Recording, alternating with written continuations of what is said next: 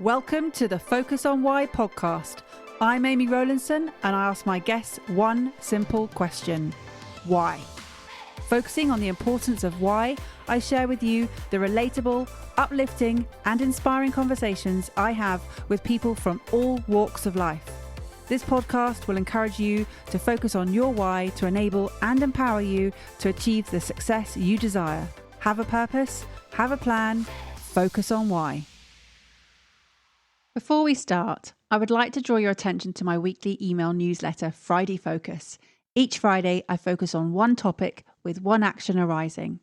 The link to sign up is in the show notes, or head over to amyrowlandson.com and sign up right now. Today on Focus on Why, I am joined by Will Mallard. Hey Will, how are you?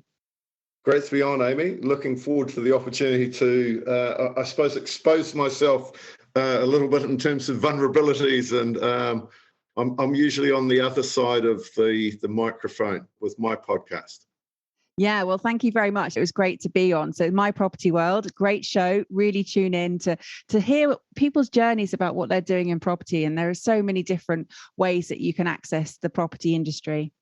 And I'm going to have to restrict myself because I was about to ask you a question. So feel free. It's okay. You can ask me a question. But yeah, so this time the shoe is on the other foot and I'm the host and you're in the hot seat, let's say. Yeah, absolutely. So what would you like to talk about first up? There you go. There's a question. All right. So I'm going to ask you, what is it you're doing at the moment? Right. So I'm a social impact investor.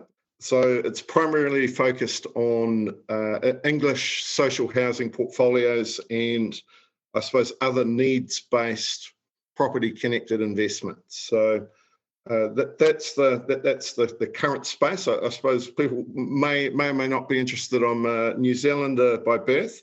I've been over this side of the world since 2007. And I live in London and West Hampstead, and I coach rugby. That's fantastic. Rugby can't leave a New Zealander, huh?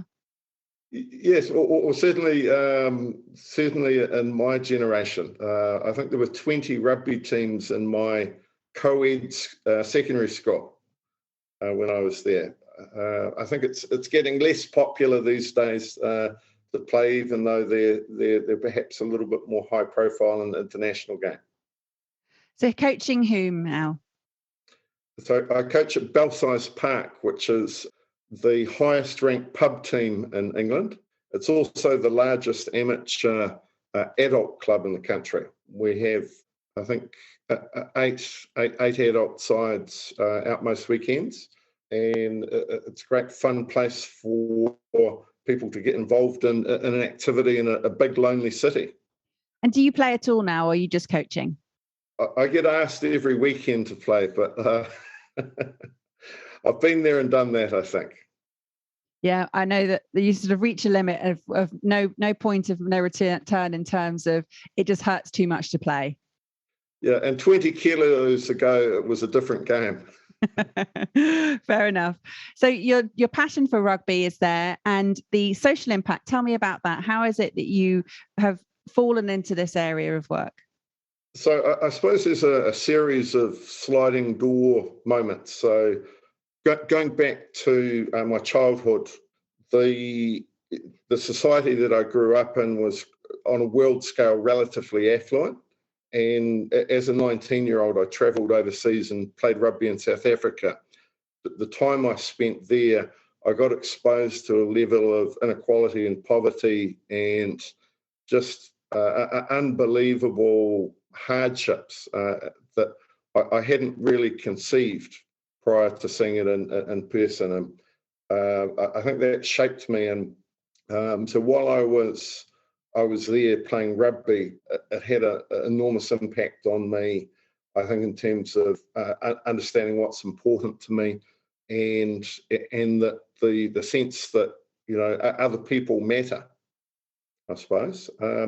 Jumping forward, in recent years, so I'm 48 now, and 4 or 5 years ago, I started doing some work in property with quite an experienced guy who'd previously been the Amazon real estate acquisition manager for the UK and Europe, and he'd brought about £2 billion worth of property on behalf of Amazon, mainly logistics centres. And what made it even more impressive was that he did it in a roughly 18-month period. And we were looking to get involved in some small residential portfolios. And one of them was a Leeds-based social housing portfolio. It was a scheme that was administered by a Church of England subsidiary for homelessness. And it opened my eyes to what social housing was, what social impact was. And previously, if you'd asked me what homelessness was, I would have associated it with people living in shanty towns or cardboard boxes outside Tesco. And it's actually a much wider problem. And as we went around this portfolio, there were like a number of predominantly middle-aged men in this particular one who had just fallen on hard times. And what the charity that was running the scheme was doing was basically looking after them and putting them in a position to, I suppose, survive and give a bit of hope that there was a better life, a better future in their world. And while doing this, they were having an enormous impact on the wider society, because we all know that the costs of incarcerating someone who is driven to a position where that they have to steal to live, it's in the hundreds of thousands of pounds. If that same person, perhaps is rough sleeping and they get sick, they're hospitalised, you're into the thousands, if not tens of thousands of pounds per week per person. And for the sake of a little bit of help, a little bit of support, people are able to live and move forward. And I could point to lots of other examples where I suppose other people had demonstrated doing the right thing in moments of choice. And in parallel to this, it's not purely about the social impact. It's a social impact investment, and by choosing something that's needs-based, that's likely to be a requirement, unfortunately, on a long-term basis. I think there's currently an estimated 5 million people who are in suboptimal living conditions in the UK and on various social housing or supported living wait lists. So that's I suppose a level of need that is not going to be met in my lifetime, unfortunately. I often hear people talking about eliminating homelessness. The reality is that would require in excess of 2 million additional dwellings in the country. That's not going to happen in a hurry, unfortunately. But we can do better, and there's I suppose a compelling investment proposition where you're effectively getting money guaranteed by state funds, and you get a secure income depending on where you sit within the investment structures. And there's definitely like an enormous aspect of doing the right thing. You feel better. Like if you don't feel better, about helping someone, you're not human.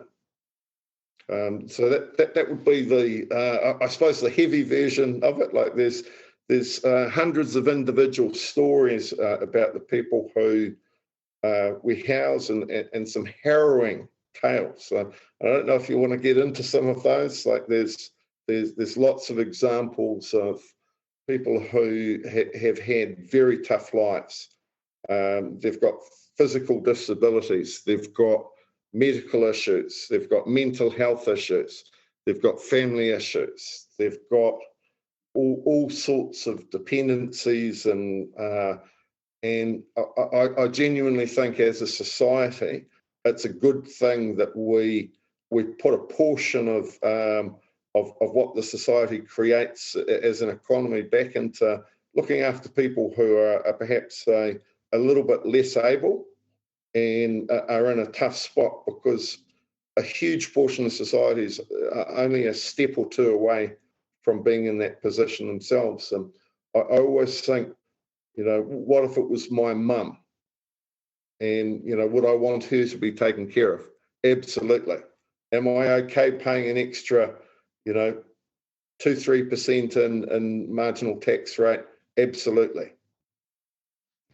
So, Will, you mentioned that other people matter, and you've gone into this space of working with a particular niche of people who are needing your help.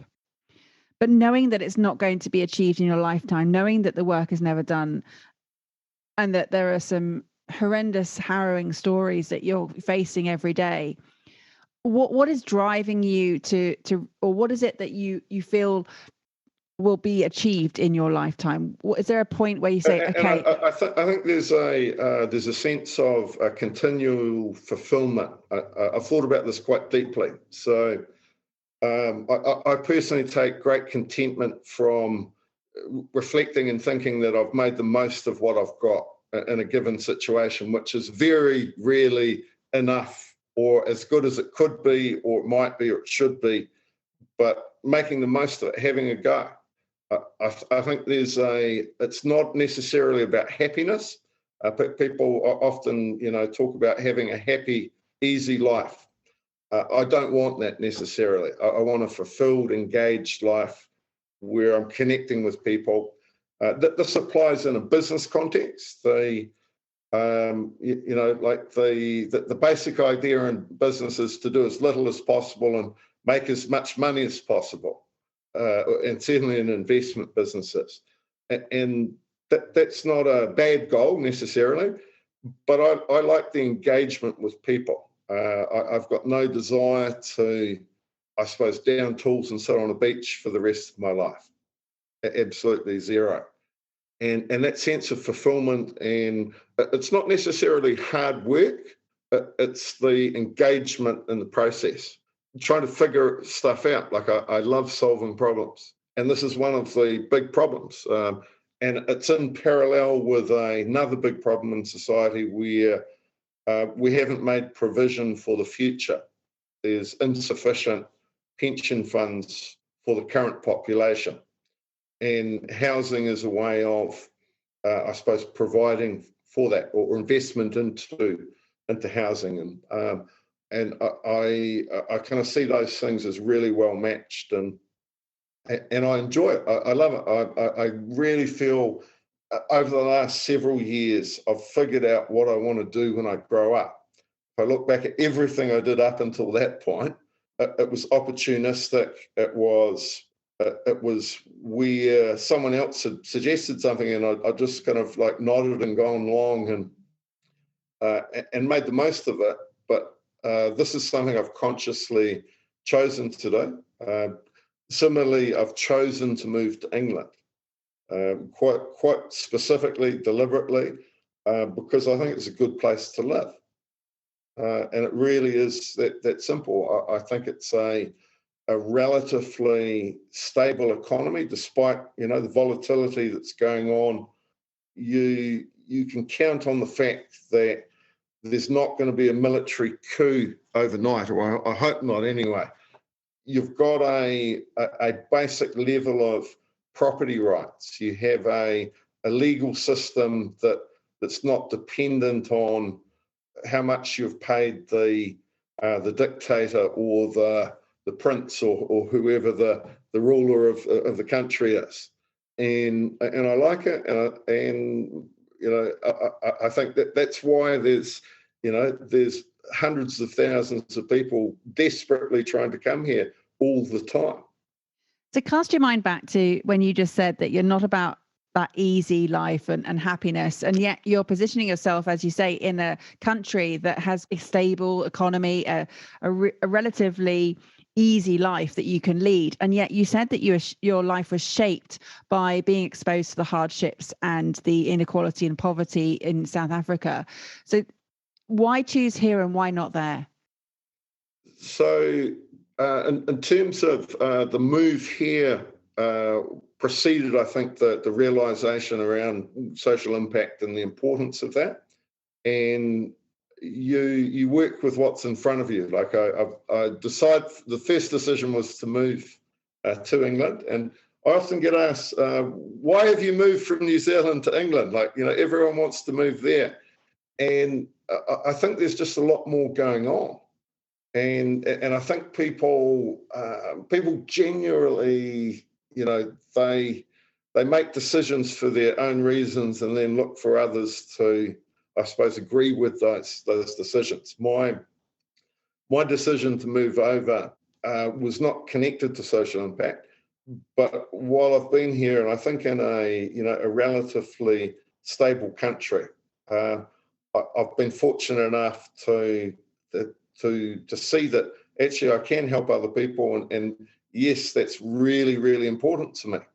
How if you're looking for like a why, it's actually about how can I make other people feel.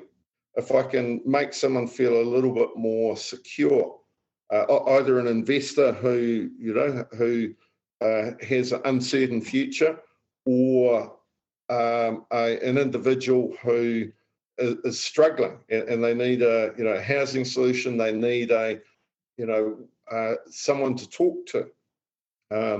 And as we're getting bigger, like I proportionally have less and less direct contact with every individual, but I make a point of putting some time in every day to connecting to some of the residents, some of the people who live in our housing schemes. And what the consistent thing is they're good people. They might have issues. They might not be exactly like the people who are listening to the podcast necessarily, but they're people and they matter. So tell me, Will, the why is how can I make other people feel? And you said secure, and you've got the two sides. You've got your two parties. I mean, it probably isn't as clean cut. There's probably a whole wealth of people in between. There's as well. About 64 different categories, if you want. But that's what I'm asking. Okay, so you haven't just got the investor, and then you've got those who you are securing a solid future for their homelessness issues and their other insecurities that they have. 64 parties, that's a lot of people to please. Yeah, and I think that makes for a fulfilling life. And I think I should just briefly explain what we do, just so people have a bit of context. So basically, we take unloved properties that are often, that they haven't been asset managed particularly well. They're often in quite bad physical shape, certainly not to a standard that I'd regard as being acceptable to rent.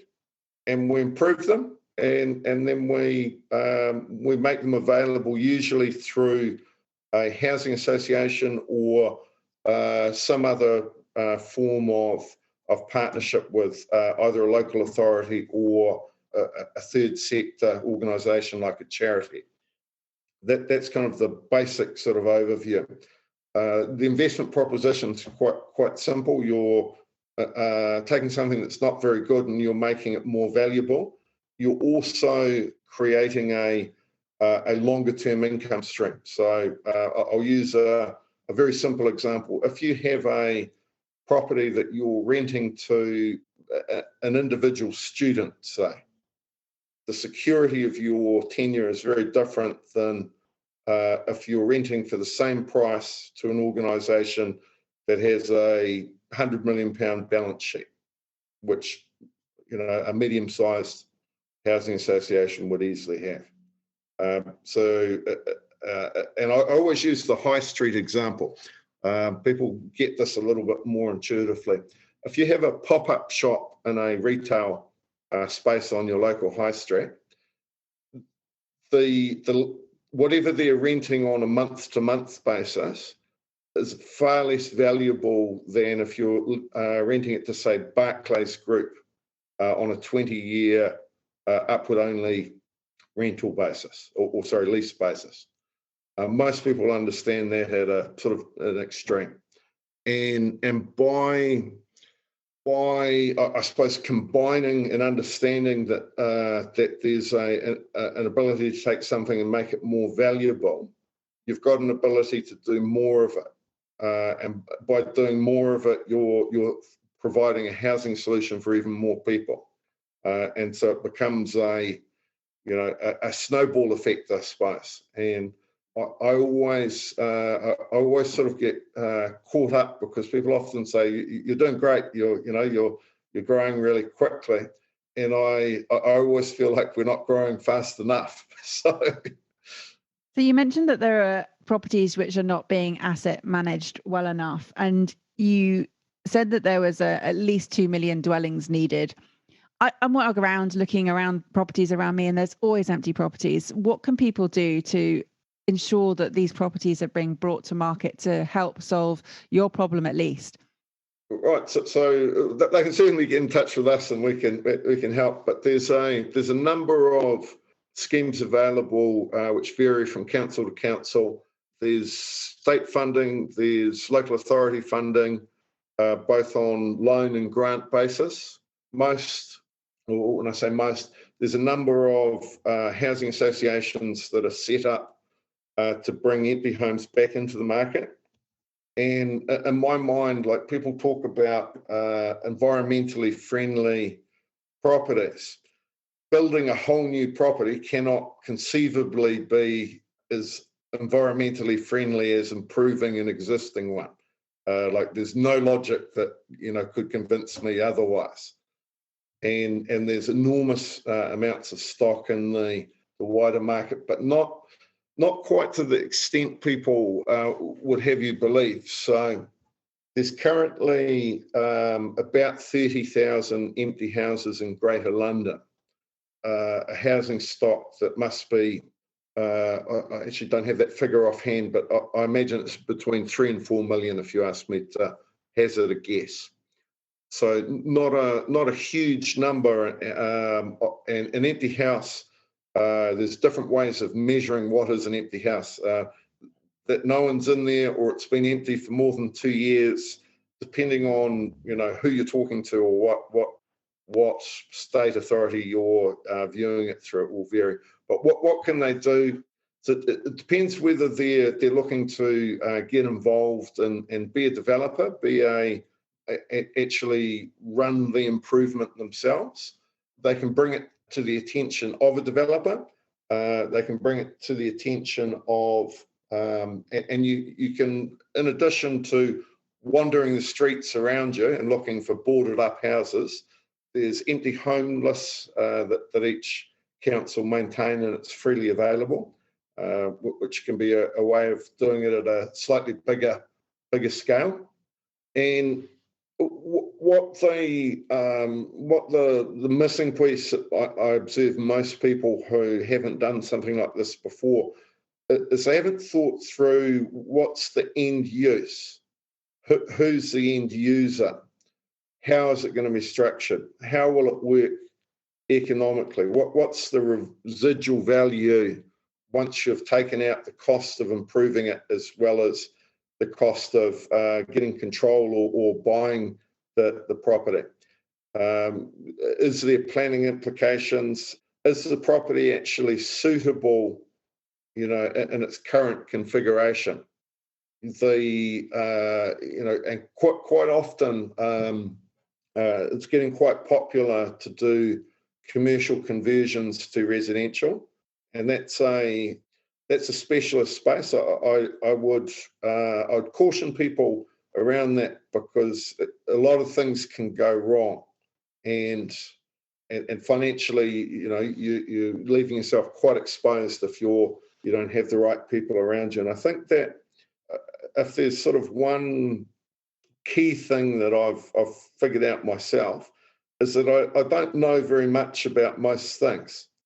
and it's important to have the right people around you. And I've been incredibly fortunate, via being active and being out there and networking and being involved in different transactions. You meet lots of people, and I suppose partnering with those people, picking their brains, and making it easy for them to get what they want. I suppose that's the initial sort of thoughts. Great. And Will, it sounds like a fantastic thing that you're doing in terms of social impact and the impact that you are looking to make in terms of spreading the word. You've got your podcast. How else are you helping people to understand that this is a huge requirement that is needed help with? That's a great question. And one of the things that would surprise people is that I focus really heavily on making sure that there's connections within particularly the local authorities, which are quite complex places. And you'd commonly hear investors or people involved in property express frustration, and there's an appearance that there's almost a different language being spoken in local authorities. And I've taken I suppose the opposite view.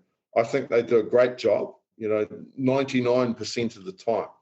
Certainly the vast majority of officers involved in councils and the various departments, they're there doing their best, and they're following the rules, they're following procedures, and those rules and procedures are in place for a reason, because you're talking about public money, you're talking about public good.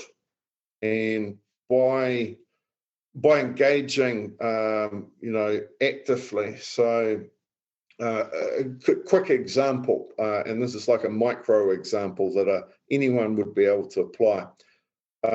We brought a property a little while back where there was a autistic lad, maybe 20, 21 years old. The previous landlord had signed him up on a tenancy when it was very clear within 30 seconds of meeting him, it wasn't appropriate that he was given a legal contract. And what we immediately did was we got in touch with the local authority, and they assigned a health and wellbeing coach. Most people would think of them commonly as a social worker, and engaged this person, and there were all sorts of problems with the property itself, which there's problems with the tenancy, there was problems with the accessing benefits that he was eligible for, and we managed to sort all of those things out, but in conjunction with, I suppose in partnership with the council and their representatives. And I made a conscious effort to stay in touch with that individual health and wellbeing coach, and I'd send her copies of episodes of the podcast where there was a social impact, or something where I thought would be appropriate. Now, over the year in between, she's decided to go back and do a academic qualification so she can expand her impact. And she's credited listening to some of the podcasts as part of the reason why for that. Now, that's led on to other things. So she's been moved into another department and moved up a level. And her boss basically decides the sign off of a very large scheme we're involved with. So there's someone that we've had direct involvement with, hundreds of contacts with, who thinks positively of us, who's sitting in the room when they're thinking, should we commit some public money to the scheme or not? And that's I suppose like a commercial way of viewing something, but it's also about doing the right thing. We did the right thing by getting in touch. We did the right thing by staying engaged right through the process. That kid's in a much better place than he was, and I feel good about that in isolation. And I think it is that total commitment that you have there, Will, that you are following through, not just on the large grand scales of the schemes that you're working with, but all the way right down to the individual and those touch points all in between. You're creating so many different layers of ripple effects. So you're not, it's not just about those who you're helping, it's about those who are helping those, and then those who are helping those, and it just continues, which is fantastic. And as you say, yes, it has benefited the fact that you've brought in a scheme, but that's because of the commitment and the relationship and the rapport that you've built with everybody along the process. So well done. Yeah, brilliant. Well, thank you. And I think that comment, well done, I'm just going to share a little story. So a number of years ago, I was working as a business consultant, and we were doing independent business reviews in a distressed loan portfolio. So the average loan size was about £20 million, so significant but not enormous. And we're going through hundreds and hundreds of these reviews. And we're meeting with the developers or property developers, and they typically have another business of some description. And one of them was a software firm, was where they got the cash initially to get into property development. And we're sitting in the room, and we've got an incredibly intense session that goes for, I remember it being about 12 or 14 hours. It might have been 10 hours, but and we're exhausted, and everyone leaves the room apart from two property developers, me and this guy, Jer. And Jer looks at these two guys who are like exhausted in their seats. We're sitting in their boardroom, and they look like they're ready to take a long swim, like they've basically given up on life. And he puts his hand on each of their shoulders. He stands up, and they're slumped over in their chairs. And he says, "Look, guys, I just want to acknowledge all that you've achieved, in your careers. Well done." And it was like that comment of well done. It uplifted them, it uplifted me, and I just thought it was one of the most beautiful individual moments I've ever seen. And those guys, it was quite unusual for the situations we were in. They did sort it out, and they went on and continued. I suppose they paid the loan back, and they went on to bigger and better things, which was not typical in the distressed loan space. But the connection from this guy Jer to them, I think that's something that we have within our power in any interaction. So thank you for saying well done. And sorry to divert there. No, it's a beautiful moment. Thank you for sharing. And I think it is a case that sometimes our efforts can be unnoticed. And it's not that we do them for recognition. It's not we do them for the praise. Particularly your work where you've got a very clear understanding of why you're doing what you're doing, because of how many people are going to benefit. And as you said, other people matter. It's not about you. But sometimes it's taking that praise that you get and go, okay, yeah, well done me. Sometimes, you need to take that on board because it fuels your drive to keep going. Yeah, and it's really interesting, this idea of purpose, because I genuinely I don't think about it too much. Like, you just get on with what you're doing, and yes, I think it's important, but when I contrast, this conversation has made me realise the contrast between everything up until fairly recently in my life and where I'm at now. And I think there's definitely I'm doing something that I'm comfortable with, that I'm engaged with. I think it's having an impact. Like, I wake up in the morning. Literally before I open my eyes, I'm thinking about how I can make more of an impact today, and I'm still thinking about it when I go to sleep, which it's a good place to be. I love that. Well, fantastic. Keep going, Will, because there are so many people out there who need you to continue what you're doing. Yeah, and it's it's something that people they want to know more, that they can listen to the podcast, they can get in touch, and probably the easiest way to do that is just via LinkedIn. Connect with me on LinkedIn, and I'd love to hear from people, and if I can help them with whatever they're looking to figure out. I certainly don't have it all figured out. I'll emphasise that.